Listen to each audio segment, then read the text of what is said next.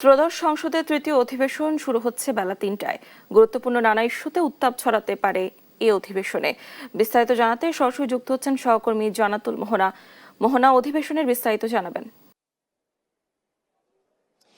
কিছুক্ষণ আগেই বেলা ১টায় জাতীয় সংসদের প্রধানমন্ত্রী তারেক রহমানের সভাপতিত্বে বিএনপির যে সংসদীয় দলীয় যে কমিটি রয়েছে সেই কমিটির বৈঠকটি শেষ হয়েছে এবং বৈঠকটির শেষ হওয়ার পর তার বিস্তারিত জানাতে আমাদের সাথে কথা বলেছেন চিফ হুইপ নুরুল ইসলাম মনি এবং তিনি জানিয়েছেন বৈঠকে বিদ্যমান যে বিদ্যুৎ ও জ্বালানি সংকট, আইন শৃঙ্খলা পরিস্থিতি সহ সার্বিক বিষয়ে আলোচনা হয়েছে এবং সার্বিক বিষয়ে আলোচনার পাশাপাশি ১লা সেপ্টেম্বর বিএনপি প্রতিষ্ঠা বার্ষিকী উপলক্ষে কি কি উদ্যোগ নেওয়া যেতে পারে, বৃক্ষরোপণ কর্মসূচি সহ বিভিন্ন রকম উদ্যোগ নিয়ে প্রস্তুতিমূলক একটি আলোচনাও হয়েছে।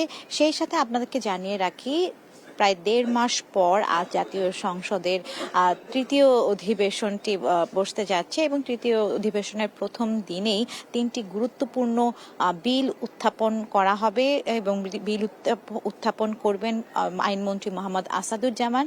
সেই সঙ্গে চিফ হুইপ নুরুল ইসলাম মনি জানিয়েছেন বিল ৩টি হচ্ছে গুম প্রতিরোধ, সম্পত্তি হস্তান্তর এবং জাতীয় মানবাধিকার কমিশন আইন সংক্রান্ত যেই বিলটি রয়েছে এবং হতে পারে আজকেই তা আইন প্রণয়নের দিকে তা উত্থাপন করা হবে। সেই সঙ্গে আপনাদেরকে আরও বলতে চাই যে তিনি আরও জানিয়েছেন যে জাতীয় সংসদের যেই অধিবেশনটি রয়েছে সেই অধিবেশনে জুলাই সনদ যেই রয়েছে তা বাস্তবায়নেও নানা পদক্ষেপ হয়তো সরকার এখন পর্যন্ত নেয়নি, কিন্তু এই অধিবেশনে বিভিন্ন ধরনের পদক্ষেপ নিতে পারে বলেও তিনি জানিয়েছেন। তো জাতীয় সংসদ ভবনের প্রাঙ্গণ থেকে এই ছিল আমার কাছে সর্বশেষ।